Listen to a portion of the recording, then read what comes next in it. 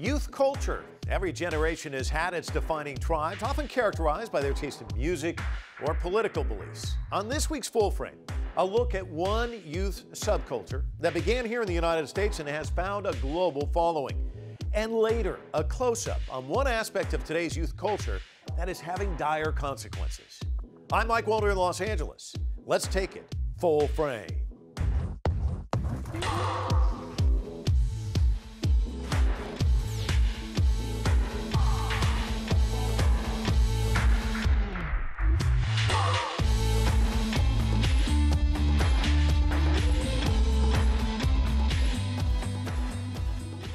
The exact origins of skateboarding are hard to pin down. It's thought it all began in the 1950s. Not surprisingly, it was surfers in California who got the bright idea to surf concrete when the waves were flat.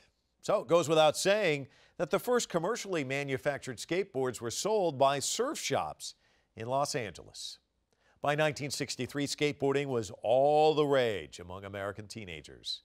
By the 1990s, skateboarding had grown into an anti-establishment youth subculture, a subculture that came with its own fashion and lingo, leading to the common perception of skateboarders as hooligans or troublemakers.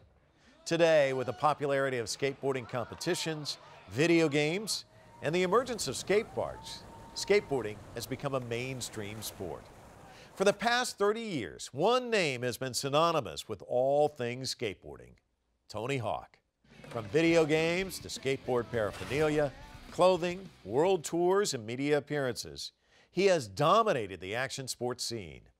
He's known for a laid-back style, but he also has a fearless streak, a willingness to take incredible risks on the halfpipe. In 1999, Tony Hawk made history by becoming the first skater to land a 900. That's a trick involving the completion of 2.5 mid-air revolutions on a skateboard. He retired from professional competitions later that year, but he didn't disappear. He still tours the world putting on personal skate shows. He's also devoted himself to the work of his foundation. The Tony Hawk Foundation has donated more than $4 million to nearly 600 skate park projects throughout the United States. The foundation helps to build them in low-income neighborhoods. And as full-frame contributor Sandra Hughes found out, these skate parks are not only giving young skaters a safe place to hone their skills, but they're also transforming entire communities.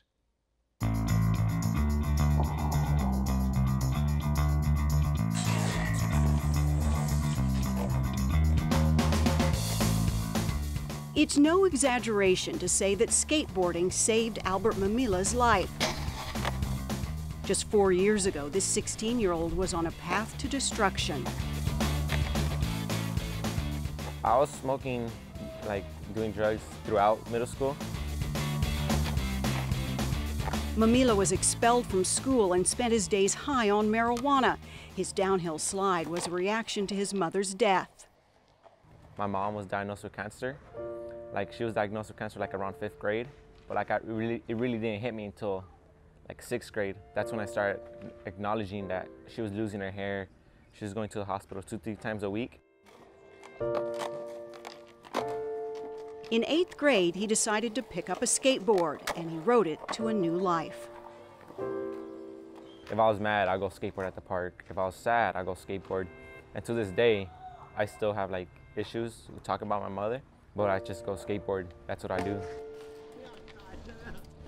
Mimila joined a skateboarding club in Long Beach, California.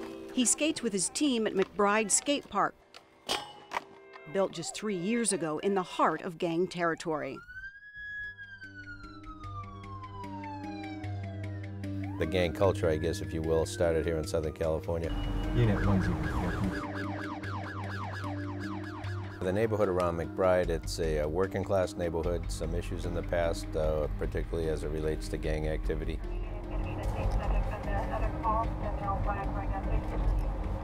The Long Beach police chief says city officials had some fear that building a skate park in gang territory would only bring more trouble, but it's been just the opposite. What we saw were kids now had a focus for their spare time, and they had something productive to be able to do with their time, and now we're down 23.5% this year from last year on violent crime in the area immediately surrounding McBride. So it's a much safer place to come to than it was in years past.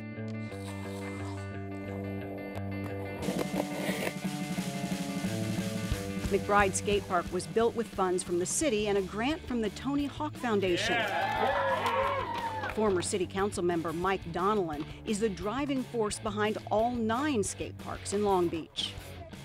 My passion is to keep these kids out of gangs, and so far we're very, very successful with that. We have kids picking up skateboards, not guns, jumping in skate parks, not gangs. Donnellan believes the skate culture is a bond as strong as family for kids who desperately need it.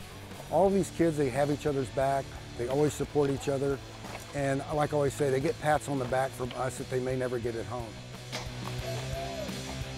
Not to mention, it's fun. Take a look at it from Alberth Mimila's point of view.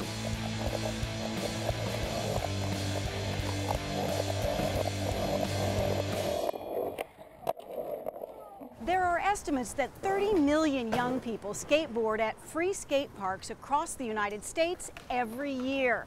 And those young people have their own language.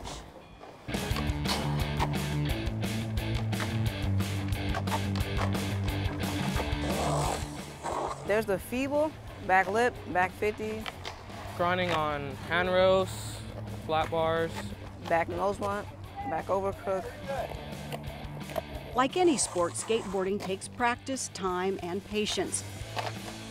As Alberth Mimila puts it, skateboarders are always trying something new, so the sport never gets old. It's just an endless love that you never fall out of.